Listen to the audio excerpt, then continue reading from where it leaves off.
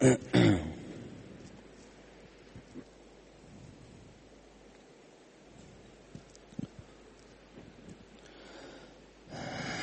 لله نحمده ونستعينه ونستغفره ونؤمن به ونتوكل عليه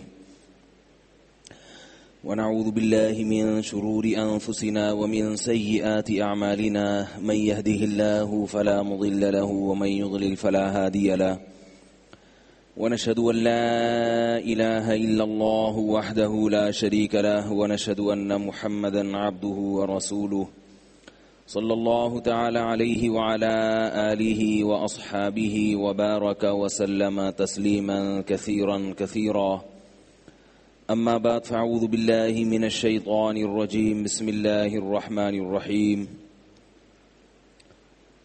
ولله على الناس حج البيت من استطاع إليه سبيلا. حج سے متعلقات کچھ باتیں آپ کے سامنے رکھنے کا ارادہ ہے. تو یہ بتائیں کہ بھائی یہ ریکارڈنگ صحیح ہو رہی ہے یا نہیں ہو رہی، کیونکہ پھر وہ دوبارہ ایک ہی موضوع پر بیان کرنا بہت مشکل ہو جاتا ہے.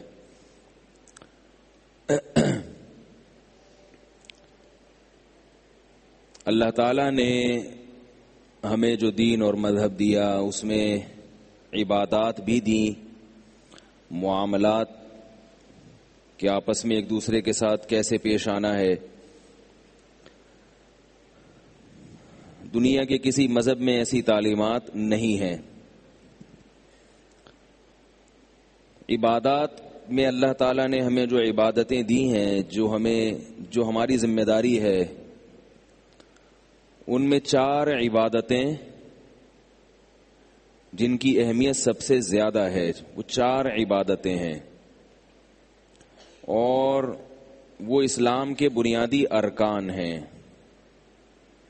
وہ 4 عبادتیں کون سی ہیں؟ نماز ہے، زکوٰۃ ہے، روزہ ہے اور حج ہے. یہ اسلام کے ارکان ہیں. اگر یہ ستون ہیں، ان کی جو بیس ہے وہ کلمہ طیبہ ہے.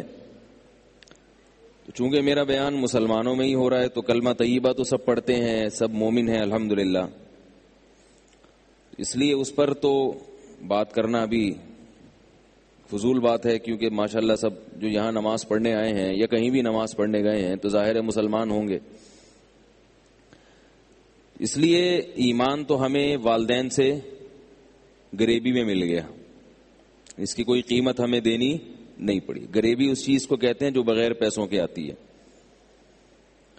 یہ غریبی کا لفظ جو نکلا ہے، کسی نے بتایا غریبی سے نکلا ہے. غریبی، پہلے لوگ ہوٹل میں جاتے تھے کھانا، 4 آدمی بیٹھ گئے ایک پلیٹ میں، ظاہر غریب ہوں گے تو 4 ایک پلیٹ میں بیٹھیں گے نا. تو جب وہ جلدی سے ختم ہوتی تھی تو وہ غریبی منگواتے تھے کہ اللہ کے نام پہ کچھ تھوڑا سا روٹی بچ گئی ہے تو اس کو پورا کرنے کے لیے. سنا ہے؟ تو وہ غریبی سے ہوتے ہوتے کیا بن گیا؟ غریبی. اب وہ مالدار لوگ بھی کرتے ہیں. تو ایمان ہمیں جو ملا ہے وہ کس میں ملا ہے؟ غریبی میں. کوئی ہم نے پسینہ نہیں بہایا ایمان کے لیے، خون نہیں بہایا، وہ ہمیں ہمارے والدین سے مل گیا فری میں. اس پر بھی بعض لوگ اشکال کرتے ہیں کہ کافر کا کیا قصور ہے، اسے نہیں ملا ہمیں مل گیا تو وہ کیوں جہنم میں جائے گا؟ بھائی اصل تو یہ ہے کہ اللہ تعالیٰ نے ہر ایک کو عقل دی ہے. رسول اللہ صلی اللہ علیہ وسلم کی دعوت بھی اس تک پہنچی ہو، اسلام کو اس نے دیکھا بھی ہو، تو اگر وہ ایمان قبول نہیں کرتا تو قیامت کے دن سزا کا مستحق ہے. ہمیں ہمارے والدین کی برکت سے اللہ نے اس آزمائش سے بچا لیا. تو یہ اللہ کا فضل ہے، جس پر چاہے ہو جائے. یاد رکھیے اللہ عدل کا پابند ہے، مساوات کا پابند نہیں ہے. عدل میں اور مساوات میں فرق ہے. عدل کہتے ہیں کسی کے ساتھ ظلم نہ ہو، مساوات کہتے ہیں سب کے ساتھ برابر سلوک ہو. اللہ کے ہاں مساوات نہیں ہے، عدل ہے. کیا مطلب؟ اللہ کسی پر ظلم نہیں کرے گا کہ ایک کافر کو جانا جنت میں چاہیے تھا، اللہ زبردستی جہنم میں پھینک دے، ایسا نہیں ہے. یا ایک کافر ہدایت پہ چلنا چاہتا ہے مگر اللہ اس کو ہدایت نہ دے، ایسا بھی نہیں ہے. یہ ظلم اللہ نہیں کرتے. لیکن یہ ممکن ہے کہ اللہ کسی کو زیادہ نواز دیں اور کسی کو کم نواز دیں. اس کی ایک مثال ہے، جیسے دو فقیر آپ کے پاس آئے، دونوں فقیر.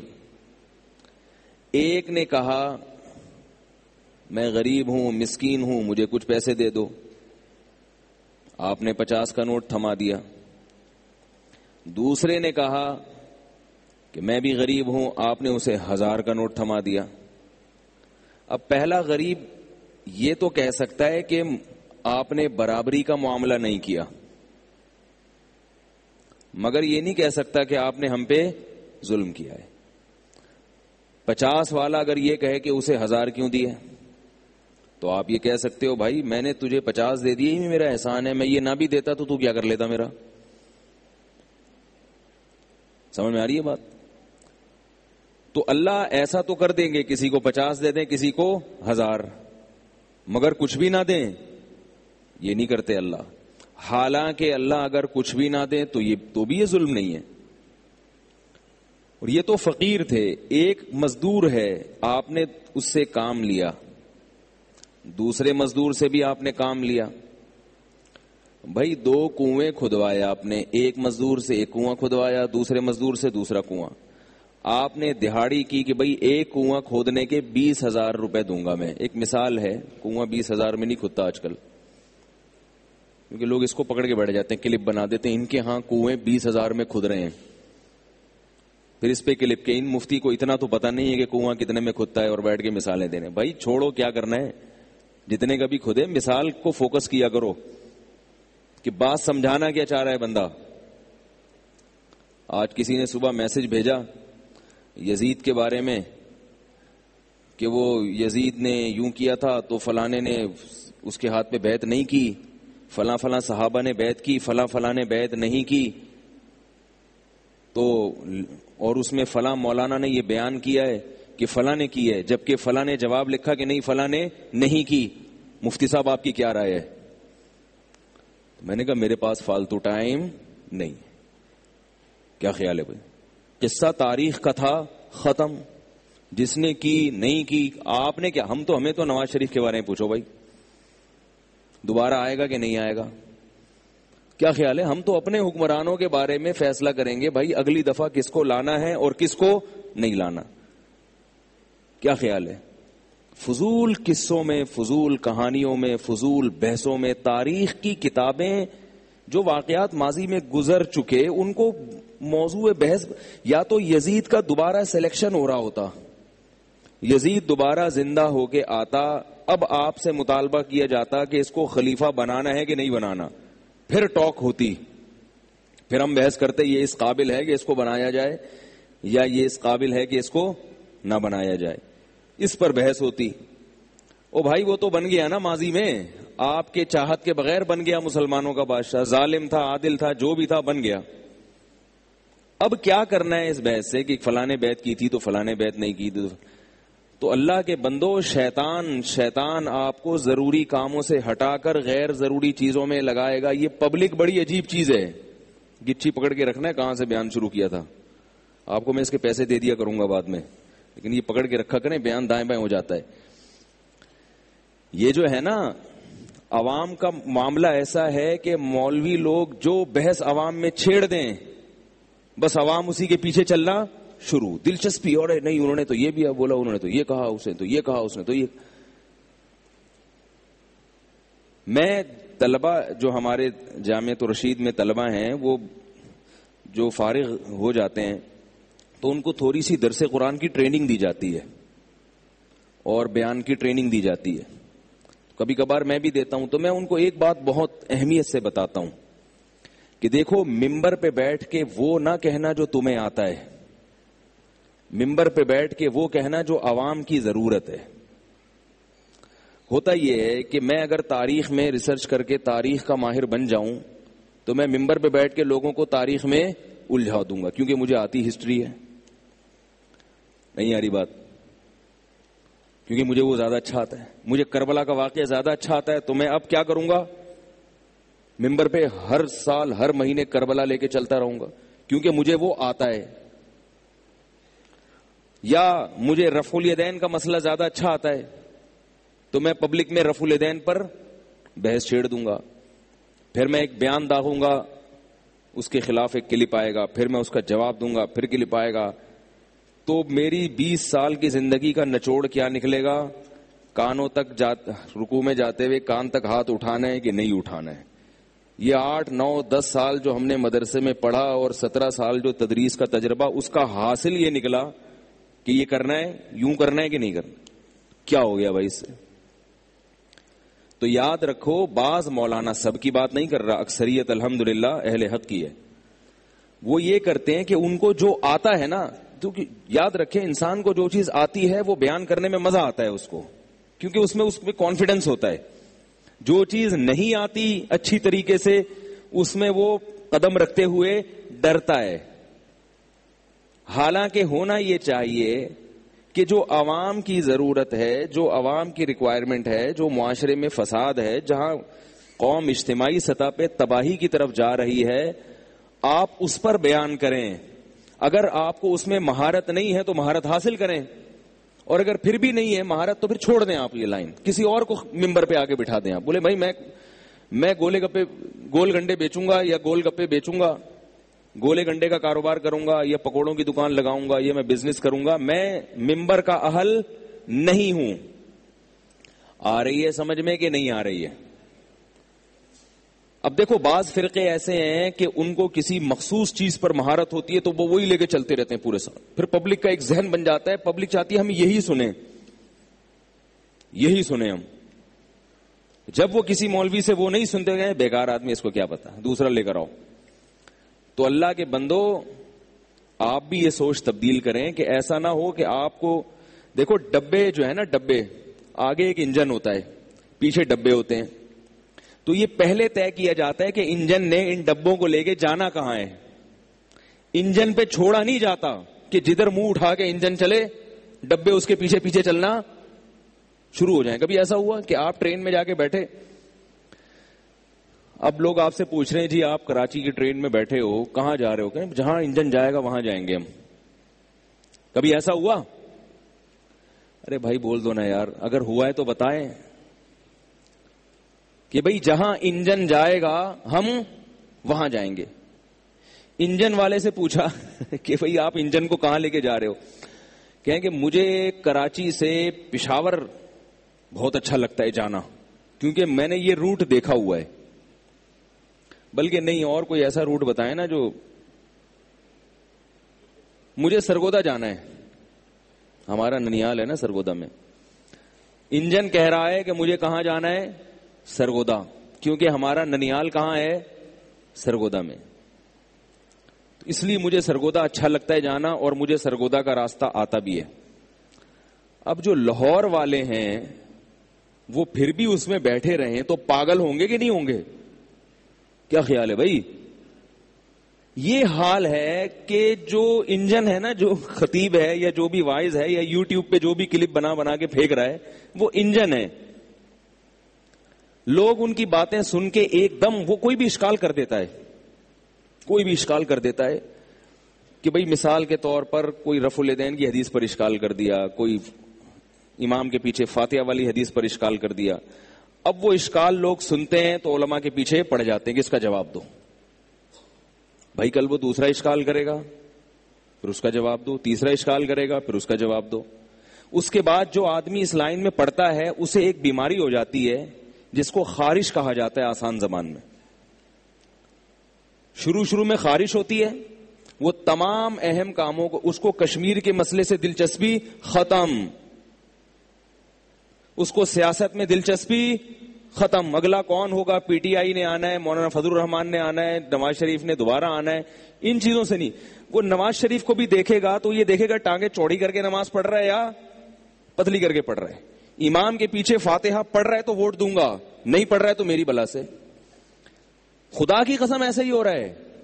ایک دفعہ ان خارش والے زدہ کلپ سننا تو شروع کریں آپ, جن کو اس قسم کی خارش ہوئی ہوئی ہے, رفع الیدین کی, آمین خلف الامام, ٹانگیں چوڑی پتلی, یا یزید عادل تھا یا فاسق تھا. یہ چند دن سن کے دیکھیں.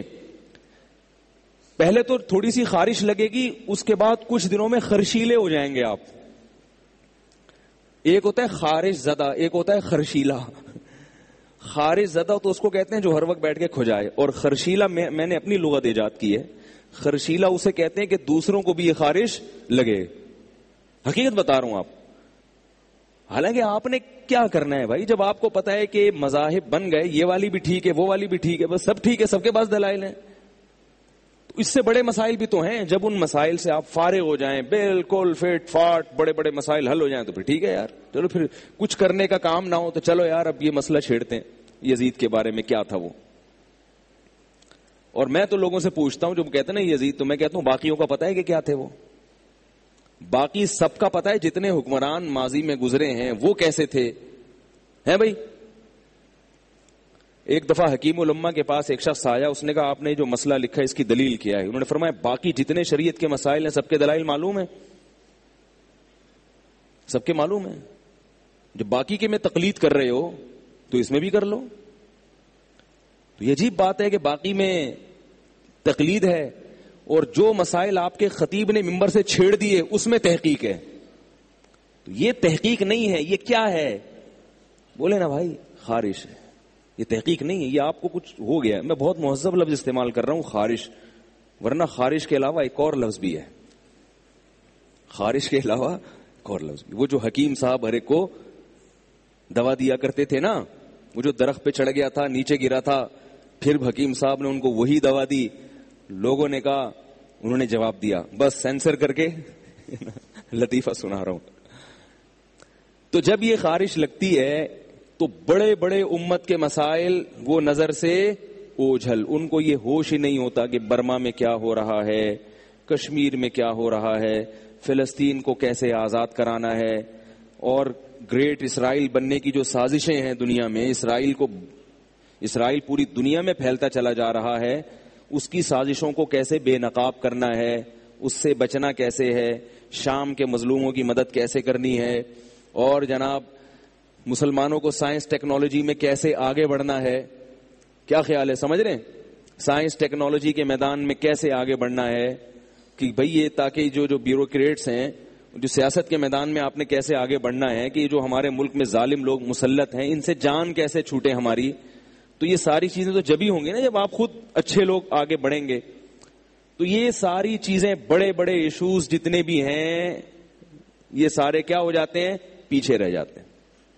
ہمارے استاذ نے ایک واقعہ سنایا, کہہ رہے میں حج پہ گیا تو ایک عورت کا بچہ گم گیا. ایک عورت کا بچہ گم گیا. اب بچہ گم جائے تو عورت کی کیا حالت ہوتی ہے. سب لوگ تلاش کرنے لگ گئے.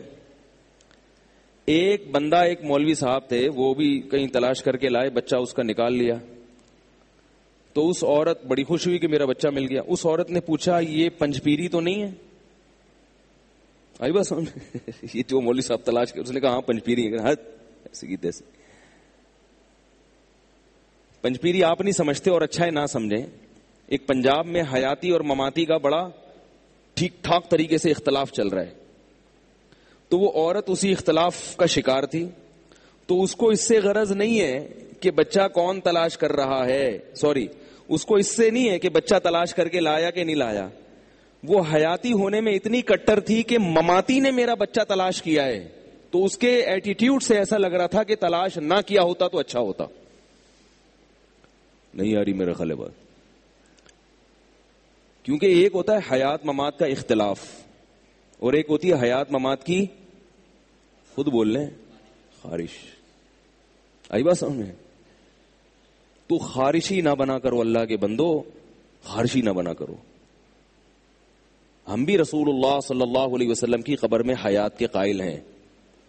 برزخی حیات ہے, اور یہ جمہور کا عقیدہ ہے, یہی اہل سنت والجماعت کا عقیدہ ہے. برزخی حیات ہے, اور اس ایسی حیات ہے کہ اس کا آپ کے جسم سے تعلق ہے, کس نوعیت کا تعلق، اس کی حقیقت کسی کو معلوم نہیں ہے. قرآن نے خود شہداء کے بارے میں کہہ دیا وَلَٰكِن لَا تَشْعُرُونَ، تم اس کی حقیقت سے واقف نہیں ہو. تو برزخ کی چیزوں کو ہم دنیا پر قیاس نہیں کر سکتے. بس اتنا عقیدہ اجمالی کافی ہے. اس سے آگے بڑھو گے تو نہ شریعت نے بتایا ہمیں اس کے بارے میں، اور نہ ہمیں اس کے بارے میں جو ہے غلو کرنے کی اجازت. بس دنیا کے لحاظ سے آپ صلی اللہ علیہ وسلم دنیا سے پردہ فرما چکے ہیں. آپ پر موت واقع ہوئی، آپ صلی اللہ علیہ وسلم کو غسل دیا گیا، آپ کی بیویوں نے عدت گزاری. عدت اسی لیے گزاری کہ آپ پر موت واقع ہوئی ہے. ظاہر ہے موت واقع ہوئی تو عدت میں آئی نا وہ. تو آپ صلی اللہ علیہ وسلم کا جنازہ نہیں پڑھا گیا. اس کی وجہ یہ ہے کہ بھئی اس کے نبی کے لیے دعائے مغفرت جائز نہیں ہے. جنازے کی جو وضع ہے وہ مغفرت کی دعا کے لیے ہے، تو اس لیے جنازہ نہیں پڑھا گیا، درود شریف پڑھا گیا ہے. جنازے کی وضع کیا ہے؟ اللہم اغفر لحینا، اے اللہ ہماری میت کی مغفرت کر دے. تو نبی کے لیے کبھی بھی مغفرت کی دعا نہیں ہوتی. کبھی آپ نے دیکھا اللہم اغفر لمحمد، اے اللہ محمد کی مغفرت کر دے؟ نبی کے لیے درود ہوتا ہے. درود ایک خاص رحمت ہے، یعنی عام رحمت سے اوپر کی چیز ہے. تبھی قرآن میں آتا ہے اولئک علیہم صلوات من ربہم ورحمہ، صلاۃ بھی ہے رحمت بھی. تو پتہ چلا صلاۃ اور رحمت الگ الگ چیزیں ہیں. علماء کہتے ہیں کہ صلاۃ جو ہے وہ رحمت سے اوپر کی چیز ہے. تو اللہ کے نبی کے لیے تو ہم یہ بھی دعا نہیں مانگتے کہ اللہ محمد پر رحم فرما. اس میں ایسا لگتا ہے گویا نبی صلی اللہ علیہ وسلم کسی مشکل میں ہیں، پریشانی میں ہیں، تو ہم اللہ سے اپیل کر رہے ہیں کہ رحمت کر. نہ یہ بھی بے ادبی ہے. یہ بھی ایک، حالانکہ رحمت تو کسی پر بھی ہو سکتی ہے اور اللہ کی کروڑہا رحمتیں ہوتی ہیں، مگر جہاں بھی ادب کا ذرا سا بھی بے ادبی کا شائبہ تھا تو وہ الفاظ سے علماء نے منع کر دیا. تو اس وجہ سے نبی صلی اللہ علیہ وسلم کا جنازہ نہیں پڑھا گیا. دنیا کے لحاظ سے تو آپ دنیا سے تشریف لے گئے، مگر قبر میں آپ صلی اللہ علیہ وسلم کو ایک برزخی حیات ملی ہے جو اتنی طاقتور ہے کہ ایسی طاقتور حیات اللہ نے کسی اور کو نہیں دی. کیونکہ جب شہداء کو حیات ملتی ہے تو انبیاء کی حیات تو شہداء سے بڑھ کر. تو بس اتنا کافی. کوئی آپ کی بات مان لے ٹھیک ہے، نہیں ہے تو نہیں مانے، بھائی کیا کر سکتے ہیں؟ پولیس بلوائیں گے کیا؟ اس پہ اتنے زیادہ مناظرے اور اتنی زیادہ صلاحیتیں، پھر لوگ تماشا دیکھتے ہیں. جو پڑھے لکھے لوگ ہیں نا وہ دین سے دور ہوتے ہیں. جو سمجھدار ہیں، سمجھدار آدمی دور ہوتا ہے. کچھ مکھنچو قسم کے لوگ آپ کے قریب جمع ہو جاتے ہیں. پھر وہ خطیب صاحب سمجھتے ہیں کہ میرا مجمع کتنا بڑا ہے، حالانکہ وہ سارا مکھنچوؤں کا مجمع ہوتا ہے. مکھنچو سمجھتے ہیں؟ وہی خارش کا ایک دوسرا نام ہے، خرشیلا. بیوقوف سے لوگ اکٹھے ہو جاتے ہیں. سمجھدار آدمی کا یہ مسئلہ ہی نہیں ہے. تو کہتا ہے بھائی مجھے بتاؤ کہ گھر میں کیسے رہنا ہے، تجارت کیسے کرنی ہے. پھر بڑے بڑے جو ایشوز دنیا میں چل رہے ہیں تو کہاں سے کہاں بات چلی جاتی ہے. تو یوٹیوب پہ جو اس طرح کے ہر وقت فروئی مسئلے کے کلپ بنا کے مارکیٹ میں آ رہے ہیں نا، یزید حضرت معاویہ پر بھی اعتراضات شروع کر دیے لوگوں نے. کس قدر بدبختی کی بات ہے کہ امت آج بیٹھ کے صحابہ کے بارے میں فیصلہ کر رہی ہے کہ یہ صحیح تھے یا غلط تھے. کوئی اپنے باپ کے بارے میں فیصلہ کرتا ہے بیٹھ کے کہ میرا ابا صحیح تھا یا غلط تھا؟ حضرت معاویہ کے بارے میں حضرت امام مالک سے کسی نے پوچھا نا کہ کیا حضرت عمر بن عبدالعزیز حضرت معاویہ سے افضل ہیں؟ امام مالک نے جواب دیا، غصے ہو گئے امام مالک. فرمایا کہ حضرت معاویہ جب نبی کی معیت میں جہاد کرتے تھے تو اس کا جو غبار تھا، وہ غبار جو ان کی ناک میں جاتا تھا، غالباً یہ الفاظ ہیں ان کے، وہ غبار بھی عمر بن عبدالعزیز سے بہتر ہے. تو ان کی اتنی زیادہ خوبیاں تھیں کہ ان کے بارے میں 15ویں صدی میں بیٹھ کر بحث چھیڑ دینا. تو اس لیے اپنے آپ کو، وہ لکھا ہوتا ہے نا بوتلوں پہ، تمام دوائیں بچوں کی پہنچ سے دور رکھیں. لکھا ہوتا ہے نا، کیوں؟ اس لیے کہ بچے میں یہ عقل نہیں ہوتی کہ یہ پینے کی چیز ہے یا نہیں ہے. بچہ تو اگر آپ بچے کو روکیں کہ بیٹا یہ دوا نہ پیو تو بچہ کہ میں مقلد نہیں ہوں آپ کا، میں تحقیق کروں گا، منہ میں رکھ کے دیکھوں گا، چیک کروں گا، میٹھی ہے تو پی لوں گا، میٹھی نہیں ہے تو بولو نا بھائی چھوڑ دوں گا، یا میں پی کے دیکھوں گا، اگر بچ گیا تو اس کا مطلب ہے صحیح ہے، مر گیا تو ٹھیک ہے. تو آپ کیا کہو گے بچے کو کہ تقلید کرو ہماری، اس لیے کہ اس فیلڈ میں آپ کیا ہو، بچے ہو، آپ تحقیق کے اہل نہیں ہو. اس لیے ڈاکٹر نے لکھ دیا کہ یہ دوائیں بچوں کو تحقیق کے لیے بھی نہ دیں، بلکہ یہ اتنا خطرناک موضوع ہے کہ بچوں کو اس سے دور رکھیں. تو جس میں اجتہاد کی صلاحیت نہ ہو، خود ریسرچ کی بھرپور صلاحیت نہ ہو، تو تمام ایسے لوگ اس قسم کے کلپ سے دور رہیں. اس لیے ایسے کلپ جب بھی شائع ہوں تو ان کے نیچے لکھیں کہ تمام اس قسم کے کلپ ان بچوں سے دور رکھیں جو علم دین کے معاملے میں بچے ہیں. آئی بات سمجھ؟ یعنی تمام یوٹیوب کے اس قسم کے کلپ بچوں کی پہنچ سے دور رکھیں. اور بچوں سے مراد 60 سال کے بچے بھی ہو سکتے ہیں اس میں، جو علم میں پختہ نہیں ہے. آ رہی ہے بات یا نہیں آ رہی؟ تو پھر جاؤ سنو، پھر بحث کرو. پھر ایک میسج صبح آ جائے گا وہ انہوں نے، تو میں اب کتنا بیوقوف ہوتا کہ اگر میں جواب دے دیتا کہ نہیں جی ان کی تحقیق یہ ہے تو ہماری یہ ہے، تو پھر اگلے دن پھر جواب آتا. تو ہماری پوری زندگی کس میں گزر جاتی؟ اسی میں. اس پر ایک اور واقعہ سنا دوں تاکہ واقعات سے نا بات اچھی طرح ذہن میں بیٹھتی ہے. ہمارے شیخ حضرت مفتی رشید احمد صاحب رحمہ اللہ تعالی کی تحقیق یہ ہے کہ فرض نماز کے بعد جو اجتماعی دعا ہے وہ کہیں بھی ثابت نہیں ہے. اجتماعی کیا، انفرادی بھی ثابت نہیں ہے ہاتھ اٹھا کے، جو ان کی تحقیق ہے. جو ہم فرض کے بعد اجتماعی دعا مانگتے ہیں نا، یہ بھی ثابت نہیں ہے. ان کی تحقیق بتا رہا ہوں آپ کو. اور فرض کے بعد رفع الیدین کر کے انفرادی دعا بھی ثابت نہیں ہے. ایک روایت ہے اس میں ضعیف ہے، اور اگر اس کو مان لیا جائے صحیح تو زندگی میں ایک آدھ مرتبہ آپ نے کیا یہ کام. تو ورنہ اصول یہ ہے احادیث کا کہ جس کام کا وقوع نبی کے دور میں کثرت سے ہوا ہو اس کے ناقلین بھی کثرت سے ہونے چاہیے. اس کو کہتے ہیں عموم بلوا. یعنی جس خبر واحد میں یہ دیکھا جاتا ہے کہ اگر اس میں عموم بلوا تھا، ابتلا زیادہ تھا، تو اس کا ایک آدھ ناقل نہیں ہونا چاہیے تھا. اگر نبی صلی اللہ علیہ وسلم کے دور میں فرض نماز کے بعد اس طرح سے دعا کا رواج ہوتا جو ہمارے ہاں ہندوستان، پاکستان اور بنگلہ دیش میں رائج ہے، تو اس بارے میں کچھ روایتیں یقیناً ہوتی، اور بلکہ کچھ کیا کثرت سے روایتیں ہوتی. ایک بھی روایت نہیں ہے، ایک بھی حدیث نہیں. اور ایک اگر روایت ہے تو وہ صرف انفرادی رفع الیدین کی ہے، اور وہ بھی سند پہ اس کے کیا ہے، کلام ہے. ایک بات یہ حضرت کی تحقیق بتا رہا ہوں، کہیں آپ مجھ پہ فتوے نہ جھاڑنا شروع کر دیں. ان کی تحقیق بتا رہا ہوں آپ. میری کیا تحقیق ہے اور میرا کیا رائے وہ میں نہیں بتا رہا آپ کو. سمجھ میں آ رہی ہے بات؟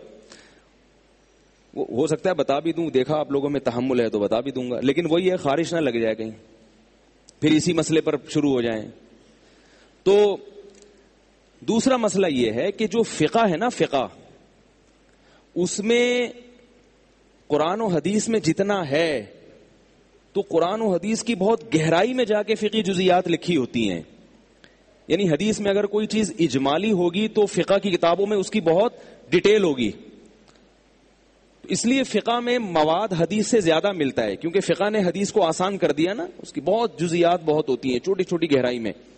تو ہمارا جو فقہ حنفی ہے اس کے فتاوی کی جتنی کتابیں ہیں ان میں کسی حاشیے میں بھی اس دعا کا ذکر نہیں ملتا، حالانکہ فقہا تو بہت ڈیٹیل میں جا کے مسائل کو بیان کرتے ہیں. نہ فتاوی قاضی خان میں ہے، نہ فتاوی عالمگیریہ میں ہے، نہ رد المحتار میں، نہ الدر المختار میں، کہیں بھی نہیں ہے. جو فتاوی کی مشہور کتابیں ہیں، نہ قدوری میں، نہ ہدایہ میں، جو متون کی کتابیں ان میں بھی نہیں. جو فقہ حنفی تو عربی میں ہے نا اصل میں، اردو کتابیں تو بعد میں لکھی گئی ہیں، اور اردو کتابوں میں حوالے تو عربی ہی کتابوں کے ہوتے ہیں، وہ خود سے تھوڑی کچھ لکھتے ہیں. تو کہیں بھی نہیں ہے.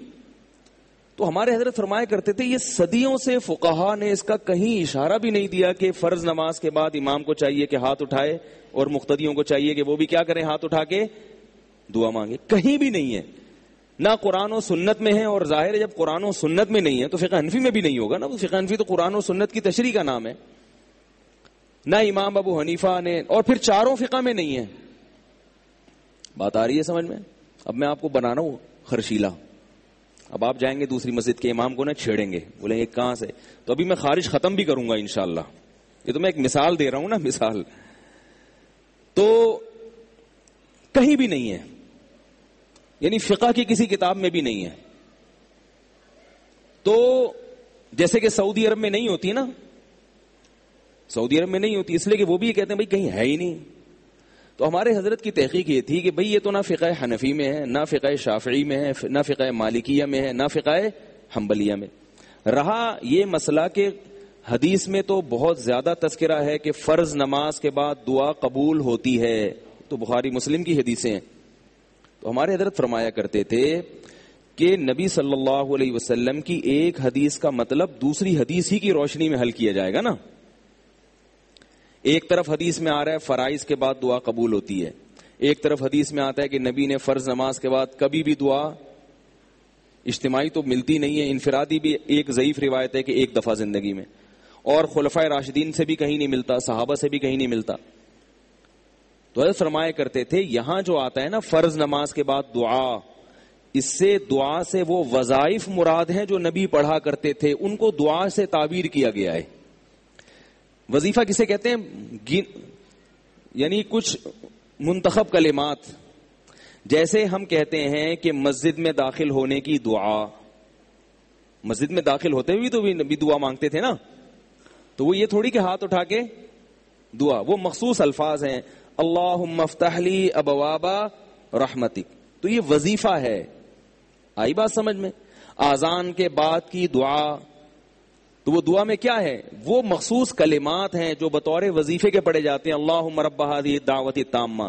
تو ہم جب سب حدیثوں کو ملا کے دیکھتے ہیں تو فرض نماز کے بعد جو ہمیں دعائیں ملتی ہیں وہ کیا ہیں؟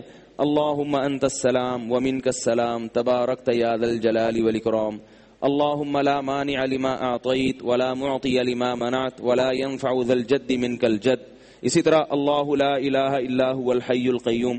یہ جو مخصوص منتخب کلمات ہیں جو حقیقت میں وظائف ہیں، وظائف کہتے ہیں مقررہ اوقات پر پڑھی جانے والی مخصوص دعائیں، اس سے یہ مراد ہے.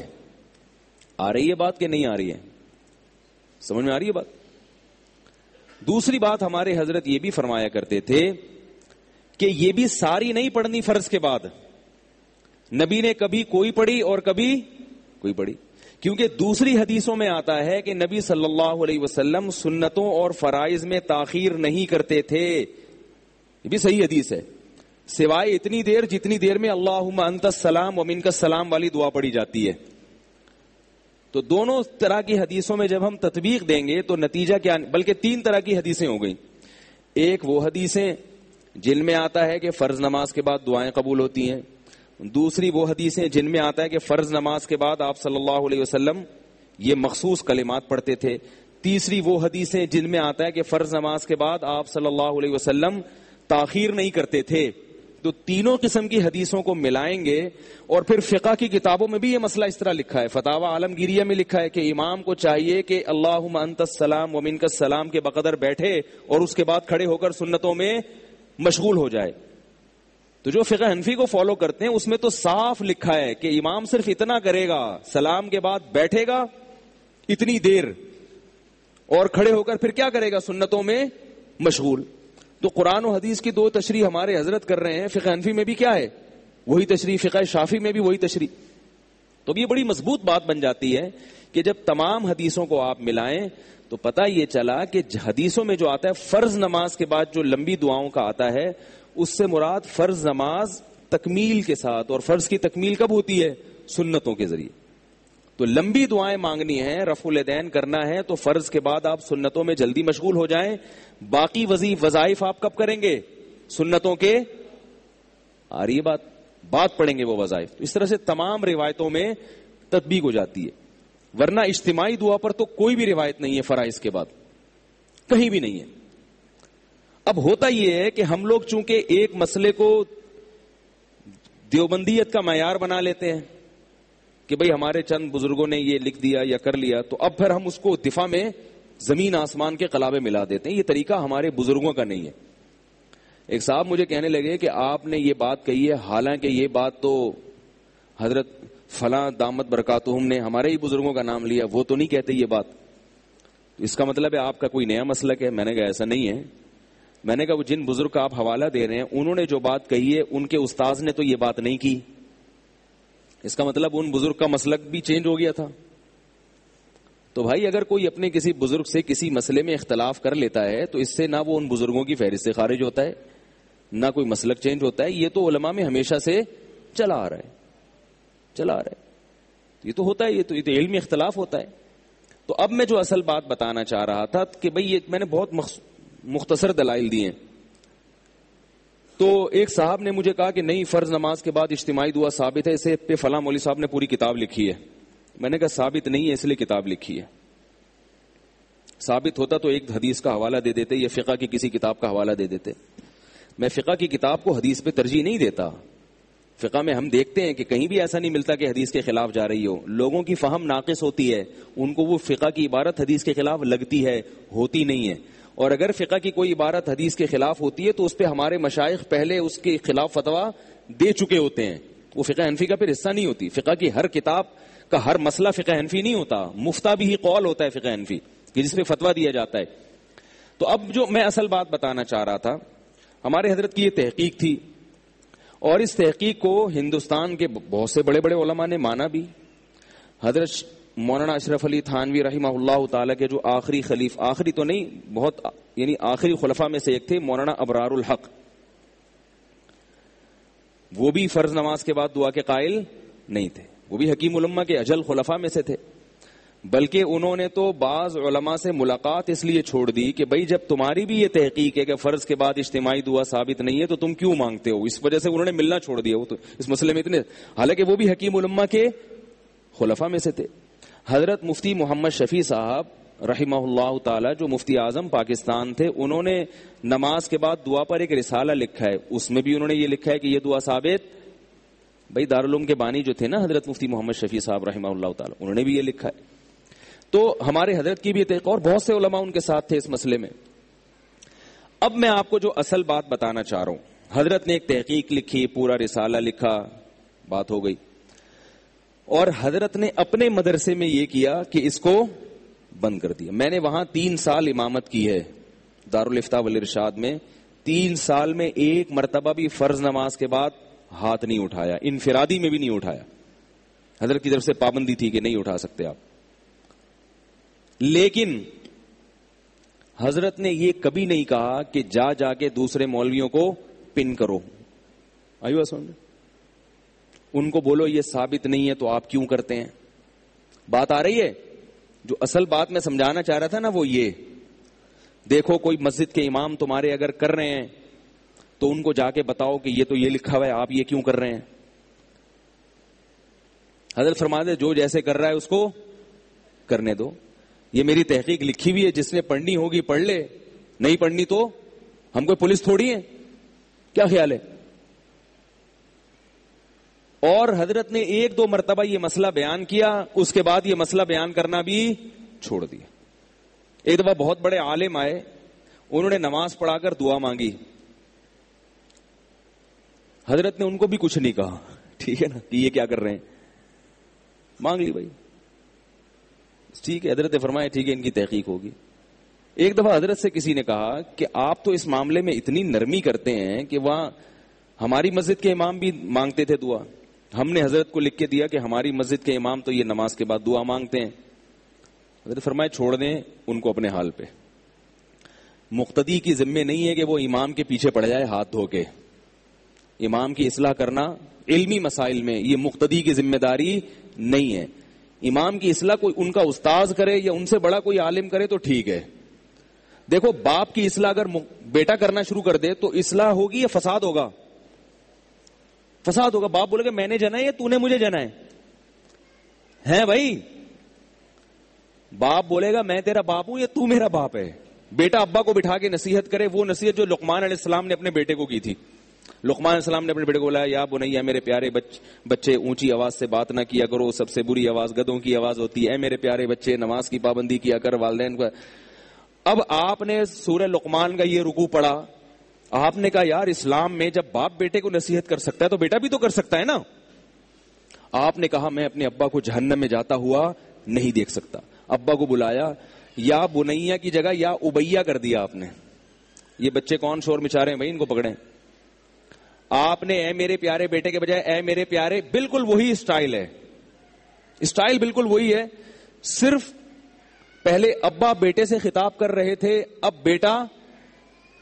بھائی یہ بچے کو لے کے جائیں، مسجد کا کوئی بھی خادم ہے، لے کے جائیں فوراً. تو باپ بیٹے کے خطاب کرنے کے بجائے کون خطاب کر رہا ہے؟ بیٹا باپ کو کہہ رہے اے میرے پیارے ابا، لا تشرک باللہ، ابا کبھی بھی کسی کو اللہ کے ساتھ شریک مت کرنا. ان الشرک لظلم عظیم، لظلم عظیم، شرک بہت بڑا ظلم ہے. اور اگر شرک سمجھ میں نہیں آتا تو مفتی طارق مسعود صاحب کا ایک کلپ ہے یا رسول اللہ مدد والا، وہ سن لیں آپ. پھر لگا بھی دیا آپ نے. ابا یہ پورا سنیں. پھر آگے آپ ابا سے کہہ رہے ہیں، قرآن میں ہوتا ہے وبالوالدین احسانا، والدین سے اچھا سلوک کرو. ابا صرف ایسا نہیں ہے کہ والدین اولاد والدین سے، شریعت میں باپ کو بھی بتایا گیا کہ اولاد سے اچھا سلوک کرے. آئی بات سننے. 2-3 نصیحتوں تک تو ابا سنے گا. پھر آپ آگے چلے، اقیم الصلاۃ، ابا نماز پابندی سے پڑھنی ہے.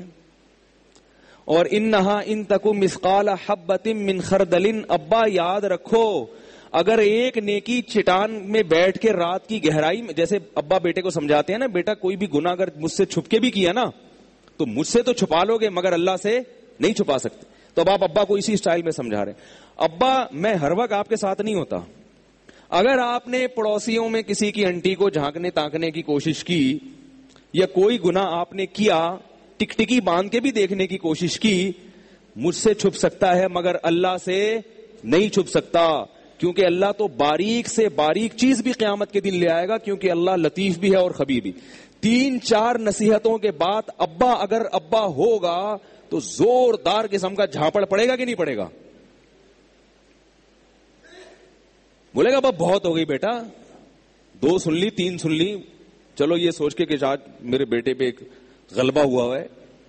اور جب آخر میں آ کے جب آپ نے تھپڑ مارا اور ڈانٹنا شروع کر دیا تو بیٹا آخر میں آیت پڑھ رہا ہے وَغْضُضْ مِن صَوْتِكَ، سورہ لقمان کی آخرت ہے کہ اپنی آوازوں کو پس رکھو. بھائی لقمان علیہ السلام تو اپنے بچے کو ہی سمجھایا بیٹا آہستہ بات کیا کرو، کیونکہ سب سے بری آواز کون سی ہوتی ہے؟ گدھے کی. اب آپ کہہ رہے ہیں ابا بات ذرا سلولی کر لیا کریں، کوئکلی کریں، کوئی پرابلم نہیں ہے، لیکن سلولی ہونی چاہیے. کیونکہ ان انکر الاصوات لصوت الحمیر، اے میرے قابل احترام، بہت احترام کے ساتھ میرے بہت پیارے ڈیڈی، میرے پیارے والد محترم، سب سے بری آواز گدھے کی ہوتی ہے. بھائی تو حضرت نے فرمایا کہ مسجد کا امام قابل احترام ہے. علمی چیزوں میں جب وہ مقتدی سے سنے گا کہ میری اصلاح کر رہے ہیں تو اپنی بے عزتی محسوس کرتا ہے انسان. آپ ایک بہت بڑے ڈاکٹر کو سمجھانا گردے کا اسپیشلسٹ ہے، آپ جا رہے ہیں اس کے بعد ڈاکٹر صاحب میری تحقیق ہے کہ گردے میں جو ہے نا یہ جو بیماری ہے نا اس کا یہ علاج ہے. ڈاکٹر یہ فطری چیز ہے، انسان بے عزتی محسوس کرتا ہے. ہمارے ہاں جب کوئی 17 قاری آتا تھا، اگر وہ قرات میں غلطی کرتا تو ہمارے حضرت اس کو نہیں ٹوکتے تھے، بلکہ وہ کیا کرتے تھے کہ یا تو الگ سے بات کرتے تھے اس سے، یا کسی اور قاری کے ذمے لگاتے تھے جو اسی جیسا ہو کہ آپ ان کو سمجھائیں. کیونکہ وہ قرات میں مشہور ہے، اگر وہ کہے گا کہ لوگ میری غلطیاں نکال رہے ہیں تو اپنی بے عزتی محسوس کرتا ہے انسان. یہ انسان کی فطرت ہے. یہ جو لوگ کہتے ہیں نا حق جہاں بھی ہو بول دینا چاہیے، غلط ہے 100%. حق بات بولنے کے لیے بہت ساری شرطیں ہیں، بہت سارے مواقع ہیں. تبھی تو قرآن نے یہ نہیں کہا کہ ادعو الی سبیل ربک، اپنے رب کی طرف بلاؤ، یہاں تک کہہ کے خاموش نہیں ہوا ہے قرآن. اگر قرآن میں صرف اتنا ہوتا ادعو الی سبیل ربک، اپنے رب کے راستے کی طرف بلاؤ، بس پھر ہم آزاد تھے، جیسے چاہتے بلاتے. اللہ نے فرمایا بالحکمہ، حکمت کے ساتھ، والموعظۃ الحسنہ، بہت عمدہ طریقے کے ساتھ، وجادلہم باللتی ہی احسن، بہت اچھے طریقے سے. احسن کا مطلب کیا ہے؟ 2 طریقے ہیں، دونوں اچھے ہیں. احسن جو ہے نا کمپیریٹیو ڈگری ہے. اللہ نے یہ نہیں کہا وجادلہم باللتی ہی حسن، ایسے طریقے سے لوگوں کو دین کی دعوت جو اچھا ہو، نا نا نا نا نا نا، یہ نہیں. اچھے بہت سارے ہوتے ہیں. اللہ نے فرمایا کہ جتنے طریقے ہو سکتے ہیں بہت سارے اچھے ہیں، تو ان میں جو سب سے اچھا ہوگا نا اس طریقے سے بلاؤ. احسن کا مطلب کمپیئر کیا جا رہا ہے باقی طریقوں سے. تو اچھے طریقے سے بھی نہیں بلانے کا حکم دیا جا رہا، بلکہ بہت سارے طریقے ہیں دین کی دعوت کے، سارے اچھے ہیں. تو اللہ فرماتے ہیں تھوڑی دیر غور کر لو، دعوت میں تاخیر کر لو، جلد بازی نہ کرو، لیکن یہ دیکھ لو کہ ان اچھوں میں سب سے اچھا، بول لو نا یار کیا جا رہا ہے یار، سب سے اچھا کون سا ہے. پھر اس کے اچھے بھی آئیں گے انشاءاللہ. کہتے ہیں نا تمہارے تو اچھے بھی آئیں گے، تو پھر اس کے اچھے بھی انشاءاللہ دین کی طرف آئیں گے. تو ایک دفعہ کیا ہوا، تو حضرت نے پھر مجلس میں مسئلہ بتایا، فرمایا کہ بس یہ مسئلہ زیادہ نہ پھیلائیں فراز، کہ میری اصل الفتاوی میں رسالہ لکھا ہوا ہے، امام خطیب ایک دفعہ بیان کر دے ممبر سے جو یہاں سے پڑھ کر گئے ہیں، اس کے بعد دوبارہ نہ چھیڑیں. پھر اس کی وجہ بتائی، فرمایا ایسا نہ ہو کہ میری پوری زندگی کا حاصل یہ نکلے کہ فرائض کے بعد دعا ثابت نہیں ہے. یعنی میں نے ساری زندگی جو پڑھایا اور دین کی خدمت کی، اس کا خلاصہ کیا نکلے کہ بھئی ان کی یہ تحقیق تھی کہ نماز کے بعد اجتماعی دعا ثابت نہیں ہے، اور یہ تحقیق پوری دنیا میں رائج ہو گئی. کہا ہمیں اس سے بڑے بڑے کام کرنے ہیں، بس یہ لکھ دیا. ایک دفعہ کسی کا فون آیا کہ حضرت وہ جو میں نے رسالہ لکھا ہے میری سمجھ میں نہیں آیا، آپ نے جو اجتماعی دعا کے بارے میں لکھا ہے میری سمجھ میں نہیں آیا، میں کیا کروں. انہوں نے فرمایا کہ بس جتنا میں سمجھا سکتا تھا سمجھا دیا، اس سے زیادہ میں اس پہ ٹائم ضائع نہیں کروں گا. نہیں آ رہا تو دوبارہ پڑھ لے اس کو، پھر بھی نہیں آ رہا تو پھر تیسری دفعہ پڑھ لے. یہ بزرگان دین تھے جو اپنے اوقات کو مفید کاموں میں لگاتے تھے اور اس طرح سے حفاظت کیا کرتے تھے. سمجھ رہے ہیں بات کو کہ نہیں سمجھ رہے؟ تو اس طرح جب ان بزرگوں نے اپنے، تبھی اللہ نے ان سے بہت کام لیے ہیں، تو جب یہ اپنے کاموں کی حفاظت، اپنے اوقات کی حفاظت کر رہے ہیں، تو میری اور آپ کی بھی ذمہ داری ہے کہ ایسا نہ ہو کہ ہمیں کوئی بھی کان سے پکڑ کے کسی بھی راستے پہ چلا دے اور ہم اس راستے پہ چلنا شروع ہو جائے. حضرت مفتی محمد شفیع صاحب رحمہ اللہ تعالی کے پاس ایک شخص آیا. یہ واقعہ بھی میں نے اپنے شیخ سے سنا، حضرت مفتی رشید احمد صاحب سے. فرماتے ہیں ایک طالب علم آیا منطق کی ایک کتاب لے کر، اور وہ کہنے لگا منطق کی یہ کتاب کی یہ جو عبارت ہے، عربی عبارت، اس کا مطلب مجھے سمجھ میں نہیں آ رہا. سمجھ رہے ہیں؟ اس عبارت کا مطلب مجھے سمجھ میں نہیں آ رہا. اور پھر کہنے لگا میں بڑے بڑے علماء کے پاس گیا ہوں مگر وہ بھی اس کا مطلب سمجھ نہیں پائے. حضرت مفتی شفیع صاحب سمجھ گئے کہ یہ عبارت یقیناً مشکل ہوگی، تو بھی بڑے بڑے علامے بھی حل نہیں کر پا رہے. پھر کہنے لگا اب مجھے آپ ایک واحد نظر آئے ہیں، آپ مفتی اعظم ہیں، آپ اتنے بڑے بزرگ ہیں، آپ حل کر دیں. اس کا خیال تھا کہ وہ تو فوراً حل کریں گے. حضرت مفتی شفیع صاحب نے فرمایا کہ اس عبارت پر تمہارا دین یا دنیا کا کون سا مسئلہ اٹکا ہوا ہے بھائی؟ نہیں آئی تو چھوڑ دو اس کو. بھائی جب مطالعہ کیا نہیں سمجھ میں آئے، ایک آدھ سے پوچھا نہیں آیا تو چھوڑ دو بھائی. اتنے علماء کے پاس جانے کی ضرورت کیا تھی ان کا ٹائم ضائع کرنے کے لیے، اور اب میرے پاس آنے کی ضرورت کیا ہے میرا ٹائم ضائع کرنے کے لیے؟ میں کیوں اس پہ سمجھاؤں؟ اس سے مسئلہ بھائی پوری منطق کی یہ کتاب ہے، اگر آپ کی سمجھ میں پوری نہیں آئی تو کیا ہو جائے گا اس سے؟ کیا کریں، آپ لوگ کو سمجھانا مشکل ہو رہا ہے تو کیسے سمجھائیں؟ بتاؤ بھائی. آ رہی ہے نا الحمدللہ؟ تو میں یہ بار بار کیوں کہہ رہا ہوں کہ انجن پہ نہ چھوڑیں کہ کدھر لے کے جا رہا ہے آپ کو. پہلے آپ طے کریں کہ آپ نے کراچی سے ملتان جانا ہے، یا کراچی سے آپ نے پشاور جانا ہے، کراچی سے آپ نے سرگودا جانا ہے، چیچا وطنی جانا ہے، شکر پڑیاں جانا ہے، چک جھمرا جانا ہے، خانیوال جانا ہے، کہاں جانا ہے آپ نے. اس کے حساب سے آپ نے انجن کو سلیکٹ کرنا ہے کہ یہ والا انجن چاہیے مجھے. سمجھ رہے ہو کہ نہیں سمجھ رہے؟ تو آپ پہلے اپنے مسائل دیکھو. آپ کے بنیادی مسئلہ رفع الیدین ہے، ٹانگیں چوڑی کرنا ہے، زور سے آمین ہے، یزید ہے، کربلا ہے، کیا ہے آپ کا بیسک؟ آپ کا ذاتی مسئلہ کیا ہے؟ کیا قبر میں آپ سے کربلا کے بارے میں سوال ہوگا؟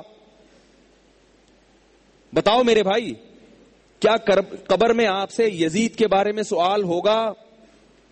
میرا خیال ہے آپ لوگوں سے ہوگا. تو پھر گردن تو ہلائے نا. ہوگا سوال. کیا یزید کے بارے میں اگر آپ کو سب پتا چل جائے تو آپ اگر 16ویں گریڈ کے ہو تو گورنمنٹ 17واں گریڈ دے دے گی آپ کو؟ ہے بھائی؟ یہ 17ویں گریڈ سے 18ویں پہ لے آئے گی؟ یا آپ کی صحت اچھی ہو جائے گی؟ آپ کو اگر مجھے سب پتا چل گیا نا تو میرا وزن 1 کلو بڑھ جائے گا. کیا خیال ہے بھائی؟ کچھ بھی تو نہیں ہو رہا اللہ کے بندو. دوسری بات یہ ہے کہ اگر بالفرض کچھ ہو بھی رہا ہے, تھوڑا سا ہو رہا ہے, آپ کہہ رہے ہیں میری ٹینشن ختم ہو رہی ہے اس سے, تو یہ جو ٹینشن ہے نا, یہ خارش جو ہے نا کھجانے سے بڑھتی ہے یا ختم ہوتی ہے, بڑھتی ہے. آج تک میں نے نہیں دیکھا کہ کوئی ان مسائل میں پڑا ہو اور اس کی ٹینشن ختم ہو گئی ہو. وہ موت تک پڑا رہتا ہے, موت تک پڑا رہتا ہے. جیسے وہمی ہوتے ہیں نا, ان کو استنجے کا جب وہم ہو جائے تو وہ گھنٹوں استنجا کرتے رہتے. ایک وہمی کو یہ شبہ ہو گیا, پتہ نہیں میں استنجا کیا تو یقین نہیں آ رہا تھا کہ میں پاک ہوا ہوں, پہلے ڈھیلے سے استنجا کیا, پھر پانی سے پورا لوٹا بہا دیا اس نے. اس کا خیال یہ تھا کہ جب میں لوٹا بہا دوں گا تو تسلی ہو جائے گی. جیسے بعض لوگوں کا خیال ہوتا ہے ہمیں جب پتہ چل جائے گا کہ اس واقعے میں کون صحیح تھا کون غلط تھا تو ہمیں تسلی ہو جائے گی. تو ان کو ایسی تسلی ہوتی ہے جیسے بھی میں واقعہ بتا رہا ہوں, آپ تسلی نہیں ہوتی ان کو. تو وہ استنجا کرتا تھا 1 گھنٹہ, تسلی نہیں ہو رہی. اس نے کہا ایک دفعہ دریا میں چھلانگ لگا لو,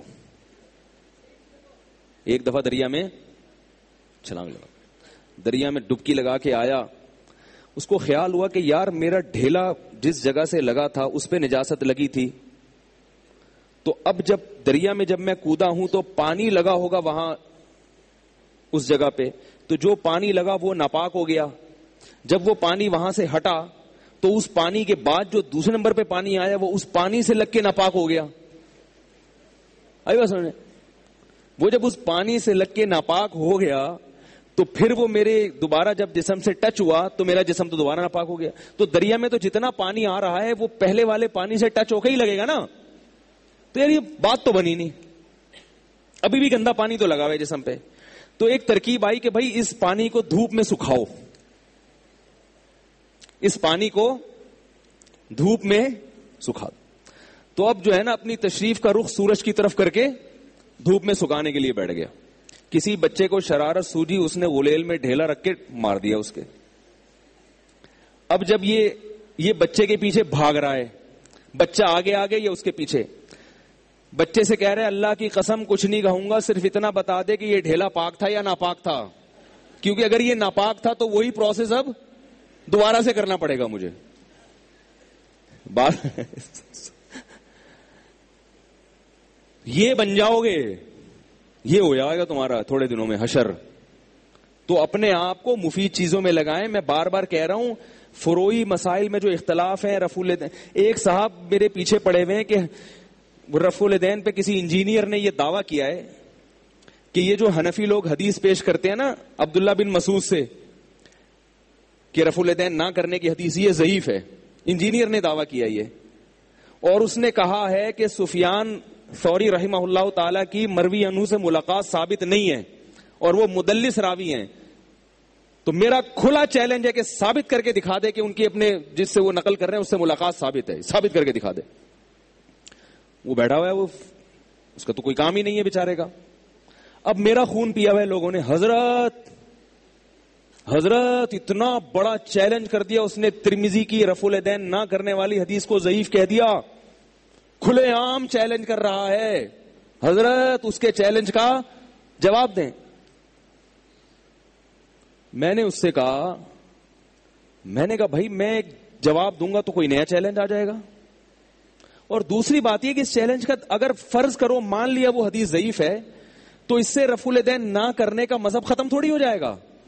میں نے پچھلی دفعہ بتایا تھا نا کہ امام ترمذی کیا فرماتے ہیں, جہاں رفع الیدین کی حدیث ذکر کی وہاں لکھا کہ وہ بھی یقول بعض اہل العلم من اصحاب النبی, یہی بعض صحابہ کا مذہب ہے اہل علم میں. اور جہاں رفع الیدین نہ کرنے کی حدیث ذکر کی وہاں لکھا وہ بھی یقول غیر واحد من اہل العلم من اصحاب النبی, یہ بہت سارے صحابہ کا مذہب ہے اہل علم میں. تو بھائی جب ایک بات ہو گیا کہ بہت سارے صحابہ نہیں کرتے تھے تو کوئی بھی حدیث نہ ہو تو بھی یہ صحابہ کا مذہب تو ہو گیا نا, سنت تو بن گیا نا, کیونکہ اہل علم صحابہ وہ یقیناً ایسا کام نہیں کریں گے جس کے بارے میں ان کو یقین ہو کہ نبی صلی اللہ علیہ وسلم کی سنت ہے اور جان بوجھ کر اس کو ترک کریں. تو امام ابو حنیفہ کی دلیل تو آ گئی نا آپ کے پاس. اب آپ یہ کہو کہ مجھے میرے مطلب کی دلیل دی جائے, یہ کہیں بھی دنیا کا اصول نہیں ہے کہ جس قسم کی دلیل کا آپ مطالبہ کر رہے ہیں میں وہ قسم کی دلیل دوں. یہ کیا بات ہوئی بھائی؟ یہ ایسا ہی ہو گیا جیسے کسی نے آپ پر کیس کیا کہ اس نے میرے 1 لاکھ روپے لیے, آپ کہہ رہے ہو میں نے نہیں لیے, اس نے 4 گواہ پیش کر دیے, آپ کہہ رہے ہیں یہ والے گواہ نہیں, وہ غفار بھائی اور وسیم بھائی اگر گواہی دیں گے تو میں مانوں گا. تو عدالت سنے گی آپ کی بات؟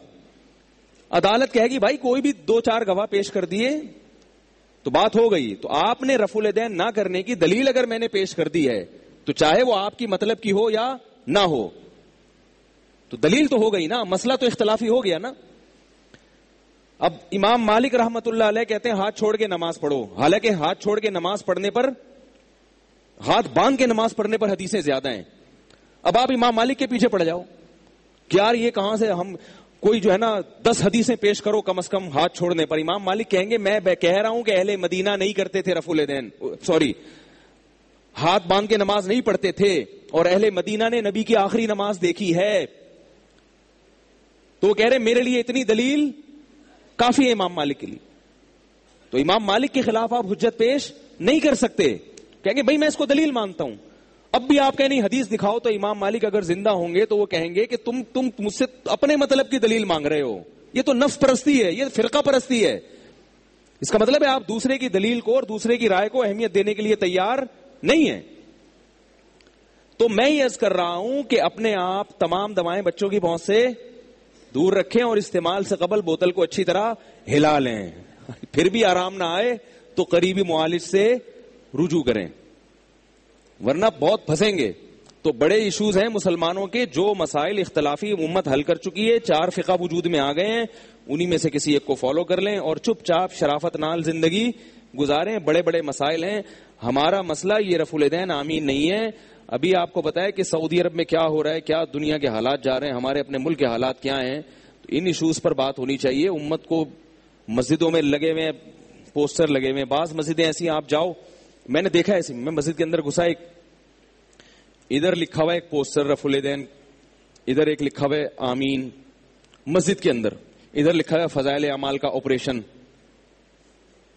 ادھر لکھا ہوا ہے فلاں دائرہ اسلام سے یہ مسجد ہے.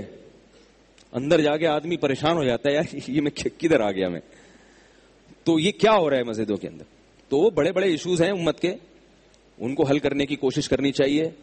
اور جو اللہ تعالیٰ نے قرآن میں کیا فرمایا, ان تجتنبوا کبائر ما تنہون عنہ نکفر عنکم سیئاتکم, کبائر گناہ ہیں اس میں امت پڑی ہوئی ہے, اس سے بچنے کی کوشش کرنی چاہیے. میں نے آپ کو کہا تھا گچی پکڑ کے رکھیں, کیا بات چل رہی تھی, بس بات ختم کرتا ہوں. میں حج پر میں نے کہا تھا بیان کروں گا لیکن رہ گیا, تو آگے بھی تو آیا تھا نا حج سے میں تھوڑا سا.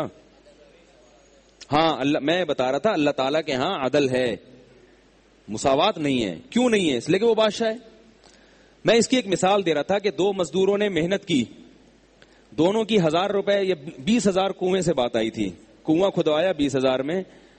تو اب کیا ہے, ایک کو آپ نے 20 کے بجائے 40,000 دے دیے, دوسرے کو 20 کے 20 پورے دیے. تو آپ نے مساوات تو نہیں کی مگر عدل دونوں کے ساتھ کیا ہے. سمجھ رہے ہیں بات کو؟ ہاں, جس کی مزدوری 20 بنتی تھی اس کو اگر آپ 10 دے دیں گے یا دیں گے ہی نہیں تو یہ کیا ہو جائے گا, ظلم. تو اللہ تعالیٰ نے کافر کو کافر کے گھر میں پیدا کر کے عدل کیا ہے. ظلم جب ہوتا کہ اللہ اسے پیدا کر کے سوچنے سمجھنے کا موقع نہ دیتے اور بچپن میں ہی جہنم میں ڈال دیتے اس کو, یہ بھی ہمارے لحاظ سے ظلم ہوتا. لیکن اللہ اسے موقع دیتے ہیں اسلام کو سمجھنے کا. وہ بتوں کے سامنے جھکتا ہے تو اللہ پوچھیں گے کیا اتنی سینس نہیں تھی تم میں, تمہیں یہ پتا تھا کہ اگلی دفعہ کون آنا چاہیے, مودی آنا چاہیے یا نہیں آنا چاہیے, یہ سب باتیں تمہیں پتا تھیں, اور اتنی تمہارے اندر سینس نہیں تھی کہ یہ پتھر سے بنائے ہوئے بت ہیں, ان کے سامنے جھکنا ہے کہ نہیں جھکنا. تو اس لیے اللہ ان کو عذاب میں ڈالے گا. اور مسلمان سے اللہ نے اس آزمائش کو ختم کر دیا, مسلمان گھر میں پیدا کر کے. تو یہ اللہ نے اہل اسلام پر احسان کیا ہے. اور یہ احسان کیا کیوں ہے؟ والدین کی وجہ سے. بات آ رہی ہے سمجھ میں؟ اللہ تعالیٰ کی عادت ہے, اللہ کسی پر احسان کرنے میں اصول اور ضابطے کے پابند نہیں ہے. قرآن مجید میں سورہ کہف میں ہے کہ حضرت خضر علیہ السلام کو اللہ نے بھیجا کہ یہ دیوار گرنے والی ہے, اس کو سیدھا کر دو. کیوں؟ یتیم بچوں کی دیوار ہے, اس کے نیچے خزانہ یتیم بچوں کا ہے. وکانا ابوہما صالحا, ان بچوں کا باپ نیک آدمی تھا. تو دیکھو اللہ نے غیب سے ان بچوں کی مدد فرمائی کہ نہیں فرمائی؟ کہ ان کے خزانے کی حفاظت ہو. کیوں؟ ان کا باپ کیا ہے؟ نیک. تو بعض دفعہ ہمیں کسی اور کی نیکی کی وجہ سے غریبی میں اللہ کی رحمت ہم پر ہو جاتی ہے. اب دیکھو جو لوگ مردے دنیا سے چلے گئے, ہم ان کے لیے مغفرت کی دعا کرتے ہیں تو فائدہ کس کو ہوتا ہے؟ میت کو ہوتا ہے کہ نہیں ہوتا؟ حالانکہ میت تو کچھ بھی نہیں کر رہی. تو اللہ رحمت کرنے میں اصول اور ضابطوں کے محتاج نہیں ہے. اللہ کہتے ہیں رحمت ہو رہی ہے تو ہونے دو. کوئی اگر کسی کی وجہ سے بخشا جا رہا ہے تو بخشا جانے دو, لیکن کسی کو کسی کی وجہ سے جہنم میں ڈال دیں, یہ اللہ کے ہاں نہیں ہوتا. سمجھ رہے ہیں بات کو؟ تو اس لیے اس مسلمان گھرانے میں پیدا ہو جانا یا ایمان کو اپنی حفاظت سے رکھنا, اس کی برکتیں اولاد میں بھی منتقل. دیکھو ابراہیم علیہ السلام نے اللہ کے لیے کتنی قربانیاں دی, تو اللہ نے ان کے بچوں کو نبی بنا دیا. بچوں نے تھوڑی قربانیاں دی تھیں. ابھی بچہ پیدا نہیں ہوا, اللہ فرماتے ہیں کہ یہ اسحاق پیدا ہوگا, یعقوب پیدا ہوگا, اور دونوں نبی ہوں گے. پہلے اسحاق ہوں گے, اس کی اولاد میں کیا ہوں گے؟ یعقوب. دونوں نبی ہوں گے. ابھی پیدا نہیں ہوئے, لیکن اللہ کہہ رہے ہیں آپ کی قربانیوں کی وجہ سے آپ کے بیٹے کو بھی نبوت اور آپ کے پوتے کو بھی نبوت. اس کو کیا کہتے ہیں آج کی زبان میں؟ غریبی. تو ہمیں بھی ایمان کس طرح مل گیا؟ غریبی میں. اور علماء کہتے ہیں کہ والدین کا سب سے بڑا جو انعام اور احسان ہے وہ یہ ہے کہ ان کی وجہ سے اللہ نے ہمیں کیا بنایا؟ مسلم. اس لیے والدین کیسے ہی ظالم کیوں نہ ہوں, صرف یہ سوچ کے ان کی قدر کر لیا کرو کہ انہوں نے اپنے ایمان کی حفاظت کی, اس وجہ سے ہم بھی کیا ہیں؟ مومن. کیونکہ جس باپ نے اپنے ایمان کی حفاظت نہیں کی, جس ماں نے اپنے ایمان کی حفاظت نہیں کی, اس کی اولاد کیا پیدا ہوئی ہے؟ کافر. جو قادیانی ہو جاتے ہیں تو ان کے بچے بھی قادیانی ہوتے ہیں کہ نہیں ہوتے؟ جو مرتد ہو جاتے ہیں ان کے بچے بھی مرتد ہوتے ہیں. تو ہمارے والدین مرتد نہیں ہوئے, قادیانی نہیں ہوئے, آخر وقت تک مومن رہے. اس کی برکت سے اللہ نے ہمیں کیا بنایا؟ مسلمان. یہ اتنا بڑا حق ہے والدین کا. میں نے اپنے علماء سے بھی یہ بات سنی ہے, اتنا بڑا حق ہے کہ یہی والدین کی بہت بڑا ہم پر احسان ہے کہ ان کی وجہ سے ہمیں ایمان مل گیا. اور کیوں ملا؟ ان کا ایک عمل ہے کہ وہ موت تک ایمان پر قائم رہے. تو اس لیے اس کی قدر کرنی چاہیے اور خود بھی نیک بننا چاہیے تاکہ اپنی اولادوں میں یہ منتقل ہو. باقی حج پر انشاءاللہ پھر میں اگلے ہفتے بات کروں گا. اللہ تعالی ہم سب کو سمجھنے کی, عمل کرنے کی توفیق عطا فرمائے. وما علینا الا البلاغ.